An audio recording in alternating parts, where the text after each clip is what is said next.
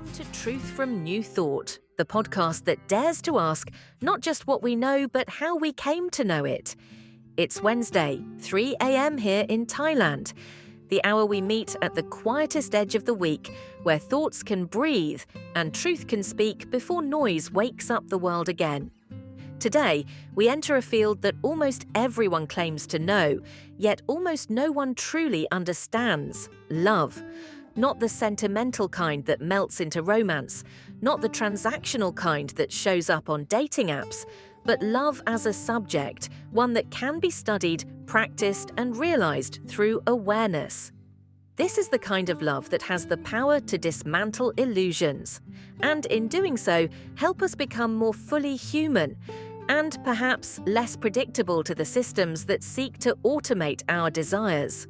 This episode is based on a controversial, paradigm-shifting book, Love Subject: Illuminating the Pathways to Genuine Love. And if you've ever thought, I already know what love is, this is the moment to pause and ask, but have I truly lived it? In this conversation, we're not giving you answers to memorize. We're giving you the silence between ideas where realization begins. And yes, as always, we'll end the episode with a piece of music from the Sweet Nation Before the Light Could Speak album. But don't rush to hear the song. The song at the end isn't a prize. It's the resonance of everything that came before. So stay with us, not just to find out what the song is, but to discover what you become while listening. This is Truth from New Thought. Let's begin.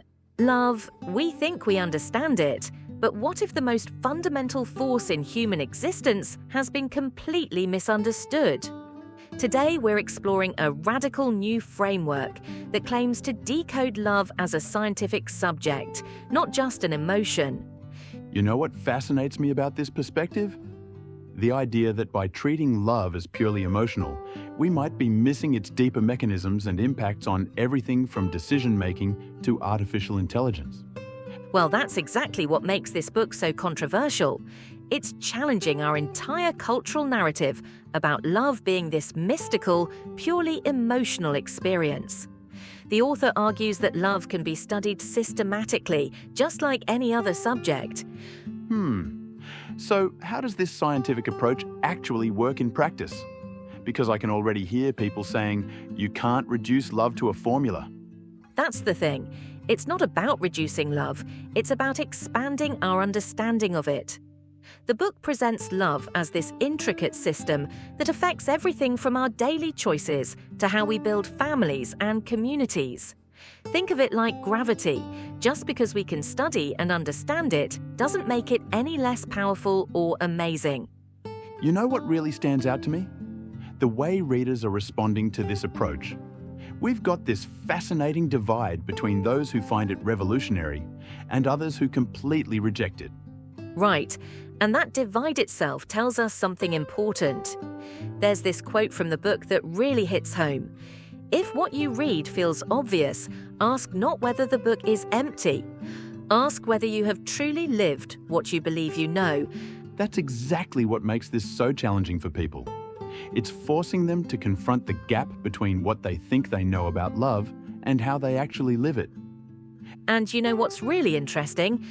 The book suggests that this misunderstanding of love isn't just affecting our personal relationships, it's impacting our entire society.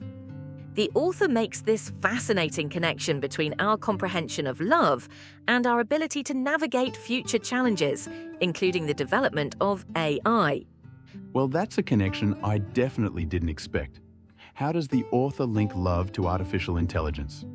So the argument goes that as we move toward a more technologically advanced future, understanding the fundamentally human aspects of experience, like love, becomes even more crucial. It's about preserving what makes us human in an increasingly automated world. You know, that reminds me of something I read about how AI systems struggle with understanding context and emotional nuance. Maybe truly, understanding love is one of those uniquely human capabilities we need to protect and develop. Exactly, and the book goes even further, suggesting that our current transactional approach to relationships might actually be making us more machine-like in our interactions. Think about how many people treat relationships like some kind of emotional marketplace. Oh man, like those couples who keep detailed score of who did what for whom. That's basically turning love into a spreadsheet. Well, the author would say that's precisely what happens when we try to quantify love without truly understanding its nature. It's like trying to measure temperature with a ruler. You're using the wrong tool for the job. So how does the book suggest we move beyond this transactional mindset? That's where things get really interesting. The author presents love not as something to acquire or achieve, but as what remains when we strip away all our pretenses and expectations. It's like, imagine if we stopped trying to get something from love and instead focused on what love reveals about who we already are. You know what's fascinating about that? It completely flips the script on most relationship advice, which is usually about how to get more love or keep the love you have. And that's why some readers find it so challenging. The book isn't offering techniques or strategies, it's calling for a fundamental shift in how we understand and experience love. It's like learning a new language that you didn't even know existed. Well, that explains some of the negative reviews. People come expecting a how-to guide and instead get what amounts to a complete paradigm shift. And you know what's really powerful about this? The book suggests that this misunderstanding of love isn't just affecting our romantic relationships. It's impacting everything from our family dynamics to our social structures to our ability to build genuine communities. That's quite a claim, that our collective misunderstanding of love could have such far-reaching consequences. But when you think about it, doesn't it make sense? If love is truly fundamental to human experience, then getting it wrong would affect everything downstream from that basic misunderstanding. You know, that reminds me of something from systems theory, how a small error in the foundation can lead to massive distortions in the final structure. Exactly. And that's why the author insists on treating love as a subject worthy of serious study. It's not just about feeling good, it's about understanding one of the basic operating systems of human existence. So what's the practical takeaway here? How do we actually apply this understanding in our daily lives? Well, the book suggests starting with radical honesty, both with ourselves and others. It's about recognizing when we're treating love as a transaction and challenging those patterns. It's about understanding that love isn't something we get, it's something we practice. That's quite different from the usual follow your heart advice we typically hear about love. Right, because following your heart assumes you already know what love is. This book is suggesting we need to question everything we think we know about love and be willing to start from scratch. You know what's really striking about this approach? It's simultaneously more rigorous and more profound than traditional views of love. And that's exactly what makes it so valuable for our current moment. As we face increasingly complex challenges as a society, maybe what we need isn't more emotional intensity, but a deeper understanding of how love actually works. Well, this has certainly given me a lot to think about. It's like we've been trying to navigate with an incomplete map all this time. And maybe that's the real gift of this book, not just new information about love, but a whole new way of seeing ourselves and our connections to others. It's challenging, yes, but potentially transformative. Looking ahead, what do you think this means for the future of relationships and society? You know, I think we're at a crucial turning point. As technology continues to reshape our world, understanding and preserving authentic human connection becomes more important than ever. This book might be pointing the way toward a future where we can be both more scientific and more deeply human in how we approach love. That's quite a vision, and quite a challenge. Indeed it is. But maybe that's exactly what we need right now. A challenge to everything we think we know about love, and an invitation to discover something deeper and truer than what we've settled for before. Before we close tonight's journey on Truth from New Thought, I want to leave you with a reminder, not an answer, but a resonance. Understanding isn't rushed, wisdom does not shout, and love, when it is real, doesn't need to prove itself. If you've stayed with us until now, thank you.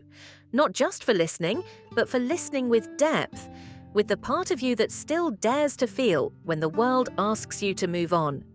And remember, this program is with you every Wednesdays at 3 a.m. Thailand time.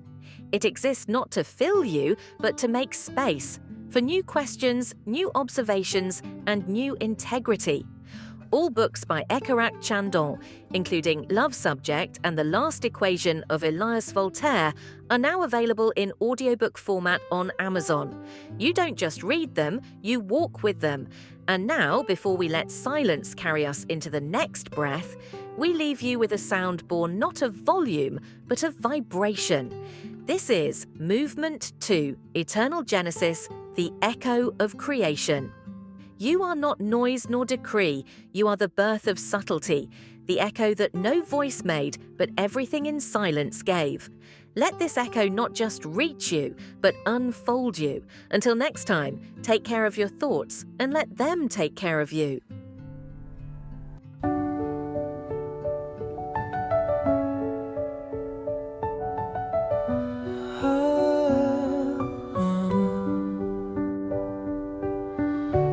I found you in the ashes, in a whisper, in the pause. Not as flame nor thunder, but the echo without a cause. You were never shouted, only heard in moments where silence stirred. You became the form between the cracks, a truth the stars forgot to ask. There is beauty that does not cry, a kind that breathes and lets things die. Creation is not loud nor bright, but a shadow curling into light.